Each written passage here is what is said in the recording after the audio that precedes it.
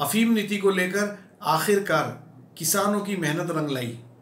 जो इस समय बड़ी ब्रेकिंग न्यूज़ हमें दिल्ली से मिल रही है वो ये मिल रही है कि दिल्ली में अफीम नीति में बड़ा रद्दोबदल किया गया है।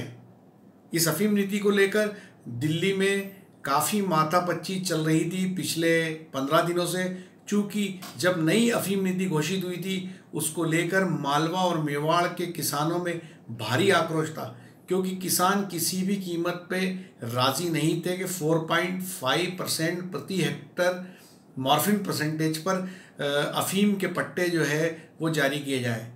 इस नियम के तहत मालवा और मेवाड़ में करीब 10,000 अफीम किसानों के पट्टे कटने की संभावनाएं थी और साफ दिखाई दे रहा था कि बड़े पैमाने पे अफीम किसान अफीम के काश्त से महरूम हो जाएंगे।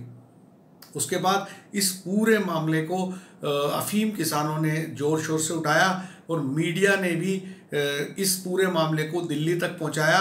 और अभी जो ताज़ा ब्रेकिंग न्यूज़ हम लोगों को मिल रही है वो ये मिल रही है कि दिल्ली के अंदर अफीम नीति में बड़े बदलाव की संभावना है और हो सकता है कि नई जो अफीम नीति जारी हो उसमें औसत के आधार पे पट्टों का वितरण किया जाए।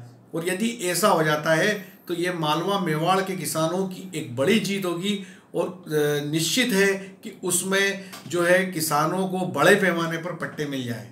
क्योंकि सबसे ख़ास बात यह है कि मॉर्फिन परसेंटेज के में दिक्कत यह है कि चूँकि सरकार ठोस फॉर्म में जब अफीम खरीदती है तो उसका मानक लिक्विड फॉर्म में कैसे तय किया जा सकता है, और कोई भी किसान ये कैसे तय करेगा कि उसके द्वारा उपजाई गई अफीम में कितना कंटेंट मॉर्फिन परसेंटेज का है।